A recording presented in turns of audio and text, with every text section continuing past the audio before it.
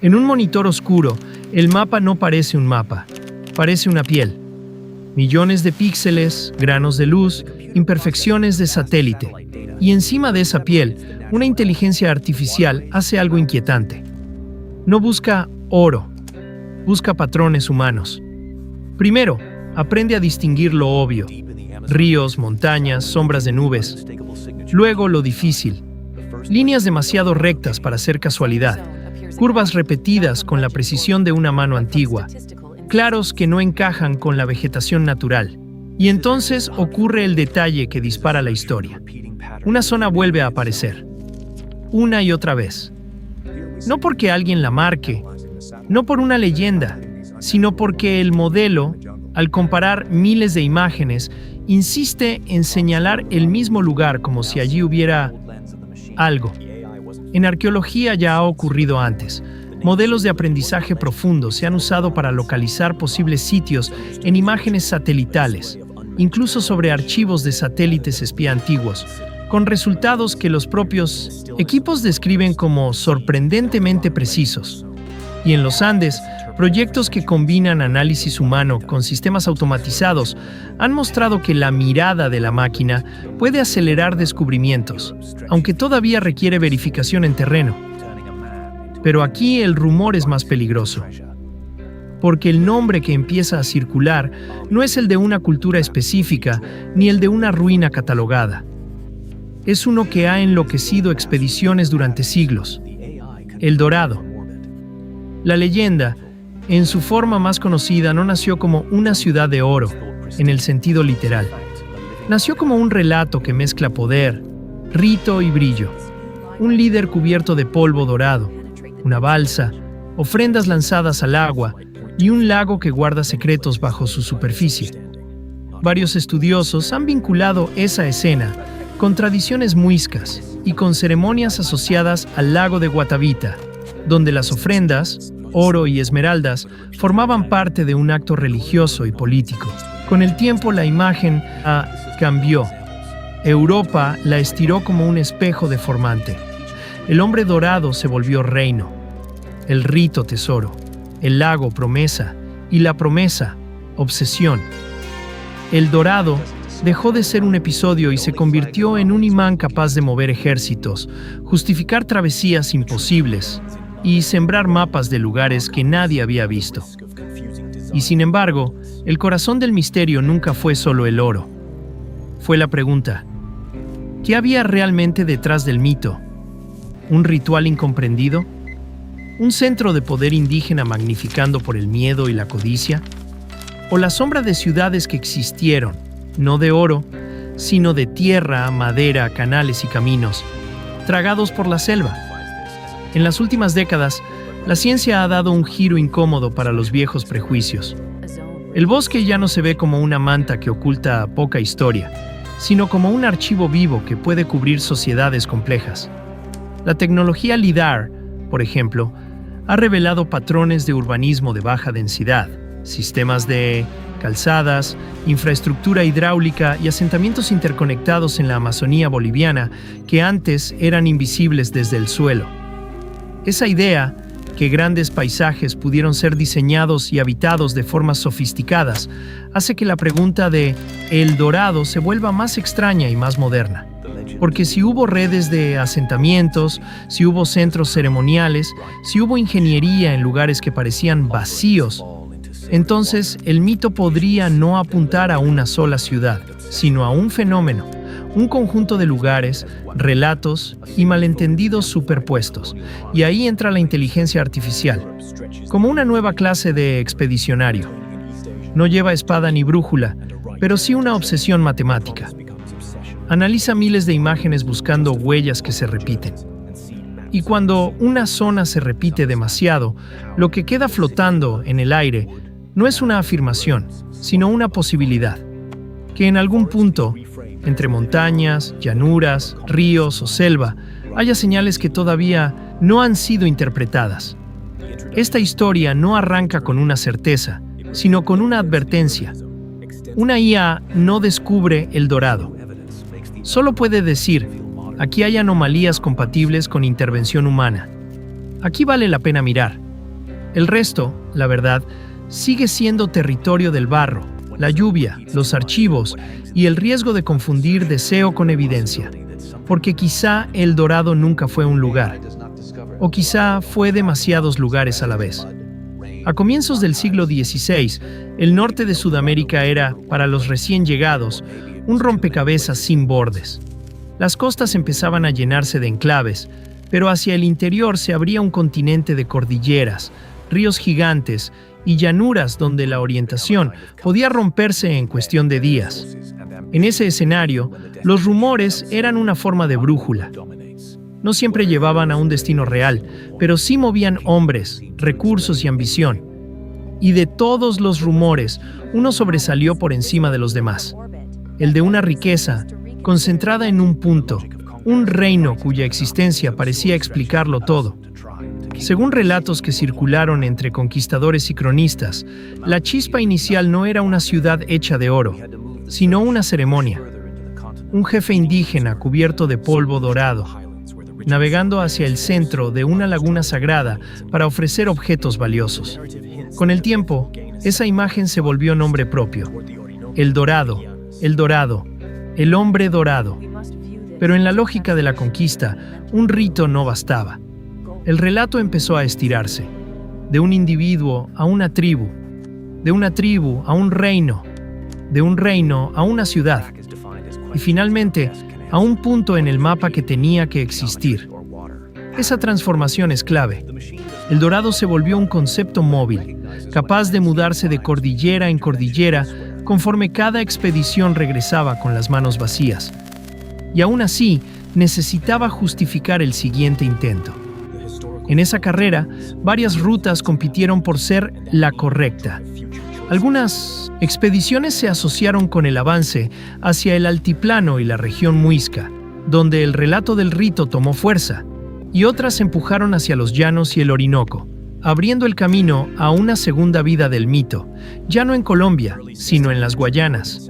La versión más aceptada por divulgación histórica, la que aparece en museos, síntesis y materiales culturales, sostiene que El Dorado nació como un malentendido amplificado, un relato sobre una ceremonia de investidura y ofrenda en torno a una laguna sagrada, y no como la descripción literal de una ciudad construida en oro. En esa lectura, El Dorado sería el líder cubierto de polvo de oro, y el foco simbólico estaría en el acto ritual y su significado religioso y político. Esa interpretación se apoya en objetos y narrativas que sobrevivieron al tiempo. Uno de los más emblemáticos es la balsa muisca, frecuentemente interpretada como una representación de esa escena ceremonial. La embarcación, el Nina Maisiciona, personaje central destacado y el gesto de ofrenda. Sin afirmar que sea una fotografía del rito, porque las piezas votivas también condensan símbolos, su peso cultural refuerza la idea de que el mito pudo nacer de prácticas reales, reimaginadas por ojos externos. Luego vino la mutación europea.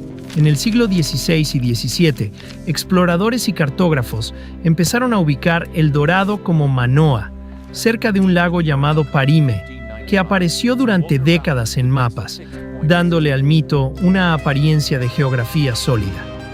Incluso expediciones inglesas, como la de Walter Raleigh en 1595, navegaron el Orinoco convencidas de que ese punto fijo existía, alimentadas también por búsquedas previas de figuras como Antonio de Berrío. Así, la versión oficial, en pocas palabras, diría esto: hubo un origen ritual real o verosímil, hubo una traducción interesada, y hubo una cartografía del deseo que convirtió la ceremonia en ciudad, y la ciudad en coordenadas. Ypsilon. Aquí, en esta historia, es donde el presente abre una grieta. Porque una IA no se deja seducir por mapas antiguos ni por promesas. Solo ve repeticiones. Y si una zona se repite demasiado en su análisis, la pregunta se vuelve inevitable. ¿Está señalando una simple coincidencia del terreno o una huella humana que el mito, sin querer, apuntó desde el principio? La grieta. Lo que no encaja. Si El Dorado fuese solo un malentendido sobre un rito en una laguna, la historia tendría un final limpio, un origen concreto, una explicación cultural. y una moraleja sobre la codicia. Pero no termina ahí. Lo que no encaja es la persistencia. Durante siglos El Dorado no se quedó en Guatavita ni en el altiplano. Se movió como si fuera una sombra con voluntad propia, saltando hacia los llanos, el Orinoco y las Guayanas, hasta convertirse en otra cosa. Manoa, una ciudad asociada a un gran lago que aparece una y otra vez en mapas europeos, con distintos nombres y formas, pero con la misma promesa. En retrospectiva, esa geografía del deseo parece absurda, excepto por un detalle incómodo. En regiones como la sabana del Rupununi, hay zonas que durante la temporada de lluvias se inundan de tal manera que pueden parecer un lago interior desde cierta perspectiva. Algunos autores han propuesto que esa inundación estacional pudo alimentar, al menos en parte, el espejismo cartográfico del lago Parime. Y aquí se abre la grieta principal. ¿Y si no se trataba de una mentira total, sino de una verdad deformada por el tiempo, el clima y el idioma? Porque la selva y la sabana tienen un truco. Lo que hoy es llanura seca, mañana puede ser un espejo de agua. Lo que hoy parece vacío puede estar atravesado por rutas antiguas. Y lo que hoy son pastizales o campos agrícolas pudo haber sido, siglos atrás, un paisaje cuidadosamente intervenido. En las últimas décadas, esa idea dejó de ser intuición y empezó a volverse evidencia. Estudios con LIDAR en la Amazonía boliviana revelaron un tipo de urbanismo de baja densidad asociado a la cultura casarábe. Asentamientos jerárquicos, estructuras monumentales, calzadas y sistemas conectados que antes eran casi invisibles bajo la vegetación. Al mismo tiempo, en el estado de Acre, en Brasil, imágenes satelitales ayudaron a reconocer cientos de geoglifos. Figuras geométricas de gran escala, cuadrados, círculos, formas complejas, excavadas en tierra. Investigaciones sobre su entorno sugieren que fueron construidos con una relación más matizada con el bosque de lo que se creyó durante mucho tiempo. Entonces, cuando alguien dice una IA geolocalizó El Dorado, lo que en realidad está diciendo, si se mira con frialdad, es otra cosa. Que un sistema entrenado para detectar patrones repetibles, formas, bordes, anomalías topográficas, claros persistentes, podría estar encontrando señales similares a las que ya se han visto en otros descubrimientos, arqueológicos apoyados por teledetección y modelos automáticos. La máquina no sabe lo que es El Dorado, pero sí sabe reconocer cuando un paisaje rima con otros paisajes donde hubo intervención humana. Y aún así, la grieta no es una prueba.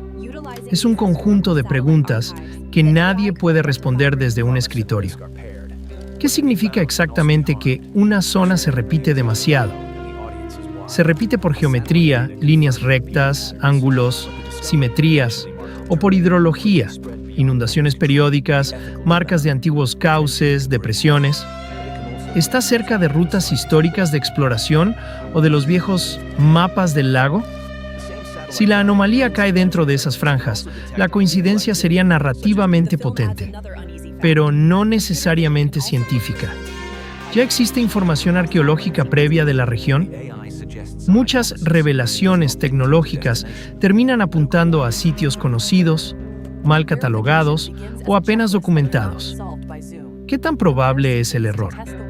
En selvas y sabanas, carreteras modernas, deforestación, drenajes agrícolas y sombras pueden crear falsos positivos. La IA puede insistir y aún así equivocarse. Y sin embargo, el misterio crece por una razón sencilla.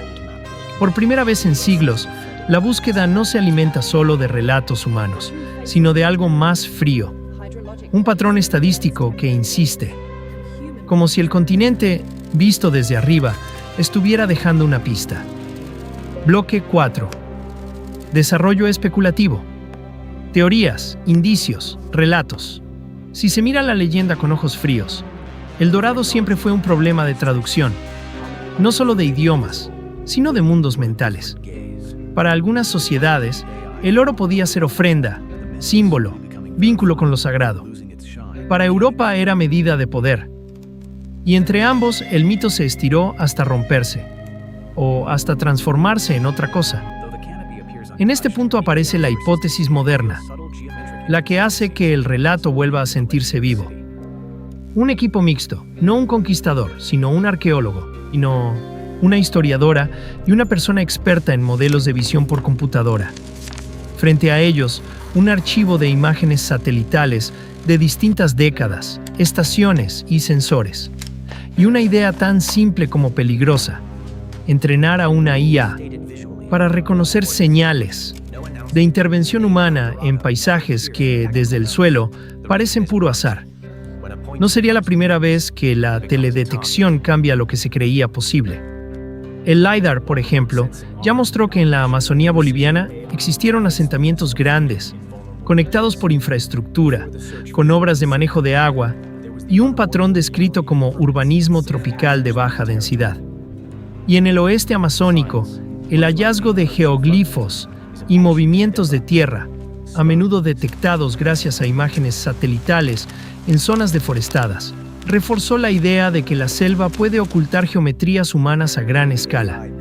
El método, en un escenario plausible, no tendría nada de místico, solo obsesión y estadística. Se alimenta al modelo con ejemplos de estructuras conocidas: zanjas geométricas, plataformas, calzadas, patrones hidráulicos, bordes demasiado rectos. Se le enseña a desconfiar. Carreteras modernas, líneas de cultivo, sombras, quemas. Se le obliga a mirar el tiempo, la misma zona en estación seca y en lluvias, para ver qué aparece y desaparece. Y entonces, poco a poco, la IA empieza a hacer algo inquietante. Señala un corredor. No un punto exacto, sino una franja donde se repiten anomalías. Siempre con variaciones, como si fueran rimas. Aquí un borde circular. Más allá una recta que no sigue el río. Más lejos una serie de marcas paralelas que parecen drenajes o antiguas vías elevadas. La historiadora del equipo, al ver ese patrón, no pensaría de inmediato en El Dorado. Pensaría en los dos El Dorado, el del altiplano y el del mapa. Porque El Dorado original, el del rito, está anclado a un lugar sagrado como Guatavita, cuya fama fue amplificada por crónicas coloniales y que ha sido estudiado arqueológicamente como santuario asociado a ofrendas. Y además está la otra criatura del mito, Manoa y el lago Parime, esa geografía que durante siglos pareció real porque aparecía dibujada, repetida, insistente, como si el papel pudiera convocar un lago. Investigaciones sobre geografías imaginarias han analizado precisamente esa persistencia del lago y la ciudad en mapas y relatos europeos. Aquí nace la especulación responsable, a nivel medio, con 3 lecturas posibles de la zona que se repite demasiado. 1. La hipótesis del agua que engaña. El modelo podría estar detectando una lógica hidrológica. Depresiones, cuencas, llanuras que en época de lluvias se convierten en espejos de agua temporales. En lugares como el Rupununi, las inundaciones estacionales son un fenómeno conocido. A escala de exploración antigua y con testimonios fragmentados, pudo parecer un gran lago que aparece y desaparece. Si esto fuera cierto, la IA no estaría encontrando una ciudad, sino la semilla del error, el paisaje que hace creíble el mito. 2. La hipótesis del paisaje construido. También podría estar ocurriendo algo más delicado, que dentro de ese corredor inundable existan huellas de ingeniería antigua adaptada al agua. En la Amazonía y sus bordes se conocen estrategias de canales, campos elevados, calzadas y estructuras que organizan el territorio. En ese escenario, El Dorado no sería una urbe de oro, sino un sistema. Asentamientos, rutas y lugares ceremoniales que, vistos desde afuera, se condensaron en una sola palabra. 3. La hipótesis del espejismo tecnológico. La más incómoda, que la repetición sea un artefacto moderno. Deforestación en mosaico, drenajes agrícolas, minería, caminos nuevos. En Amazonía, la transformación reciente del terreno puede revelar formas antiguas, pero también puede inventar falsas geometrías. La IA insiste porque ve regularidad, y la regularidad no siempre significa antigüedad. En el centro de la mesa, la balsa muisca, símbolo poderoso asociado a la leyenda, funciona como recordatorio. El mito nació de algo culturalmente real, pero su interpretación cambió de manos. Y ahora, siglos después, otra mano interpreta, la de un algoritmo. Los miembros del equipo lo saben. Por eso el momento más tenso no es cuando la IA marca el lugar, sino cuando alguien pregunta en voz baja, ¿y si solo estamos viendo lo que queremos ver? Porque hay precedentes de tecnologías que ayudan a identificar sitios en imágenes, incluso combinando fotografías satelitales históricas con IA para recuperar rastros perdidos por cambios recientes del paisaje. Eso hace que la promesa sea real, y el riesgo también.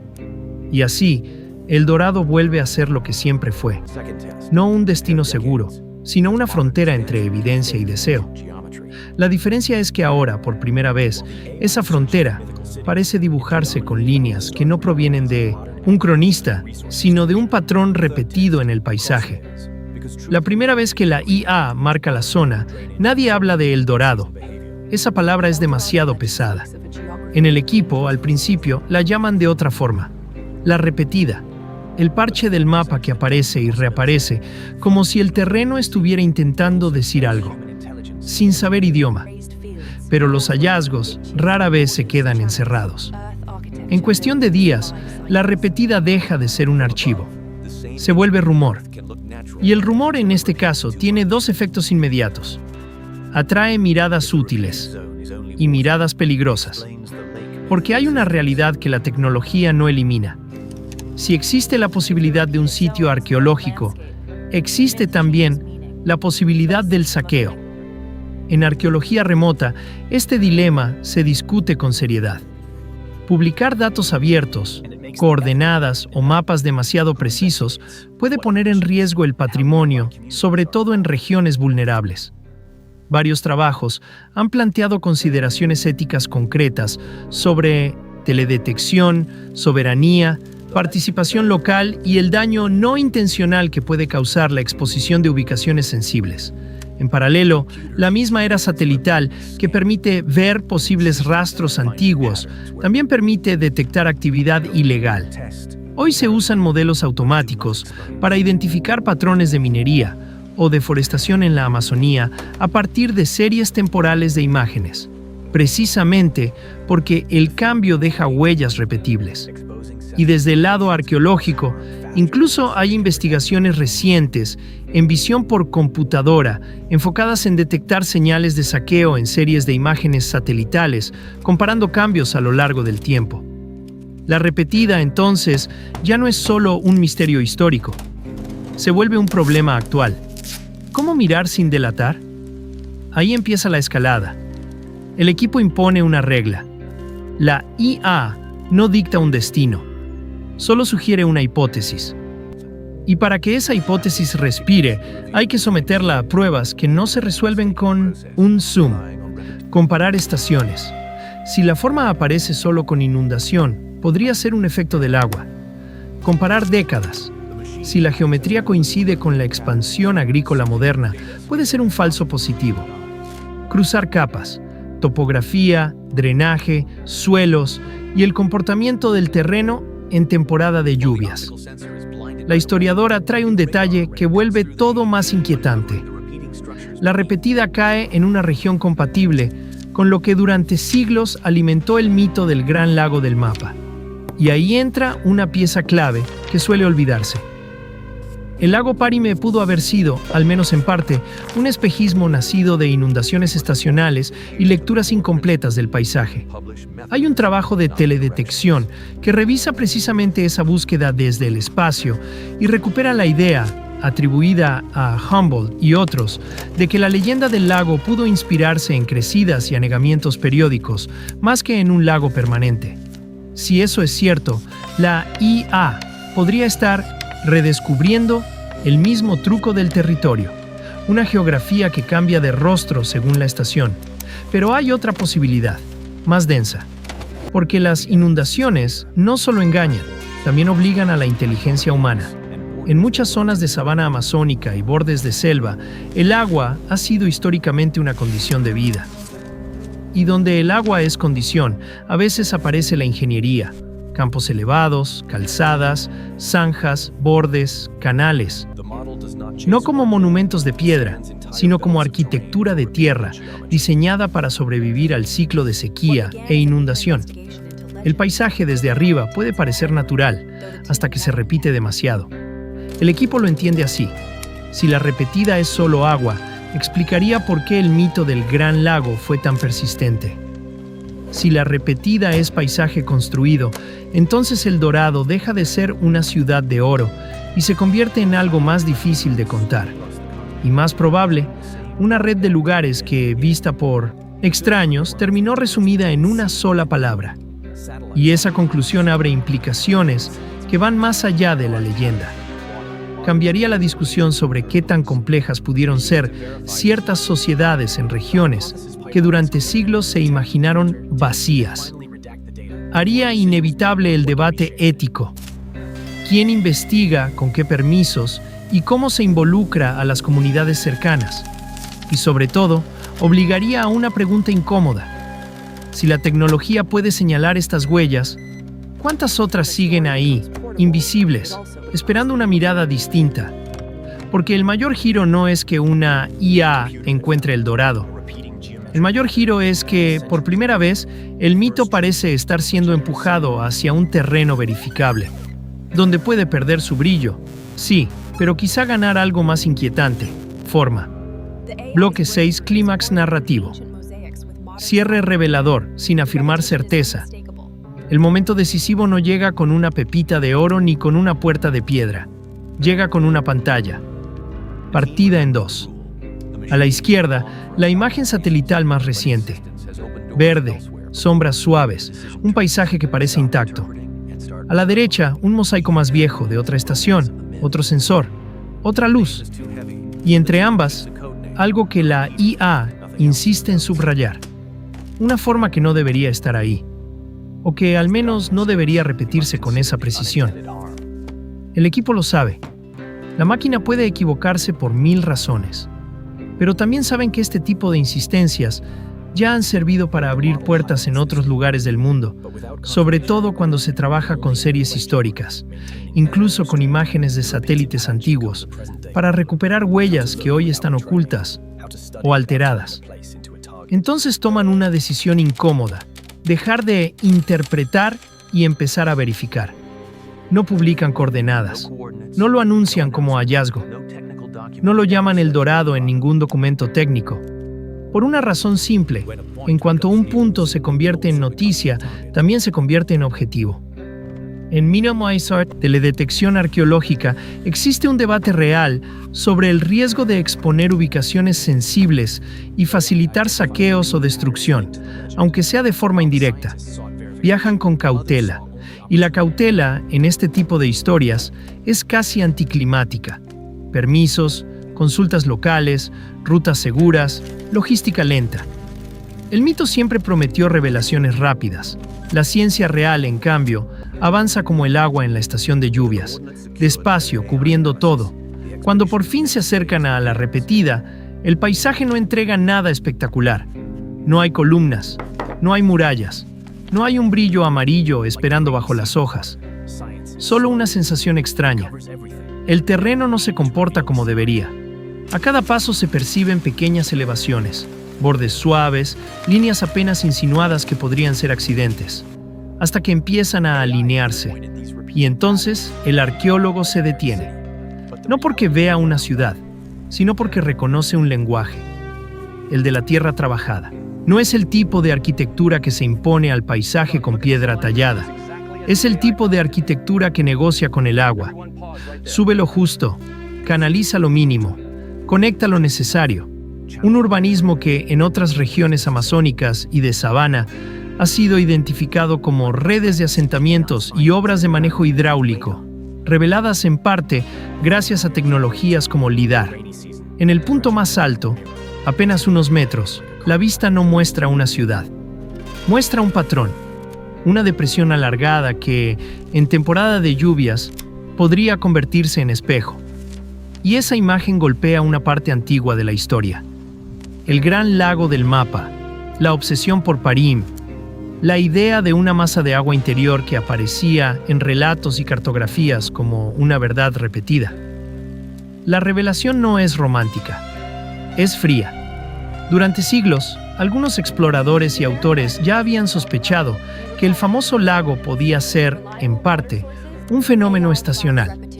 Inundaciones que, vistas en el momento equivocado y contadas después en el idioma equivocado, se transformaban en un lago permanente. Incluso hoy se sigue discutiendo esa posibilidad y se menciona la inundación de sabanas como una explicación plausible de la confusión. Y allí, frente a esa llanura, que puede ser agua o puede ser pasto, el mito cambia de forma otra vez. Porque tal vez la IA no estaba geolocalizando el Dorado. Tal vez estaba haciendo algo más interesante. Estaba señalando el mecanismo que sostuvo el mito. Una zona se repite demasiado cuando el territorio tiene dos caras. Una cara hidrológica, capaz de inventar lagos temporales que parecen mares interiores. Y una cara humana, capaz de dejar huellas discretas. Calzadas, bordes, plataformas, drenajes que sobreviven como cicatrices suaves bajo la vegetación. En ese cruce, el Dorado deja de ser una ciudad de oro y pasa a ser una idea más difícil de vender, pero más coherente con lo que la evidencia moderna sugiere en Mineno, varios paisajes tropicales, que pudo existir una combinación de lugares sagrados, centros de poder, rutas y sistemas adaptados al agua, interpretados desde fuera como un solo destino imposible. La leyenda original, el rito del hombre dorado, la laguna, la ofrenda, no desaparece. Sigue siendo un núcleo simbólico poderoso. Pero alrededor de ese núcleo, el continente habría ofrecido otras piezas para alimentar el monstruo. Inundaciones que parecen lagos, tierras intervenidas que parecen naturaleza y mapas que convierten rumores en coordenadas. En otras palabras, el Dorado quizá no estaba escondido como un cofre. Quizá estaba disperso como un palimpsesto. Capas de verdad parcial superpuestas, cada una suficiente para convencer a alguien y ninguna suficiente para cerrar el caso. Y la última imagen del documental no es una cámara entrando a un templo, es una pantalla apagándose lentamente, mientras la narración deja una idea reveladora, sin prometer milagros. Que la tecnología no encontró oro, encontró insistencia, y a veces, en historia, la insistencia es lo más cercano a una pista.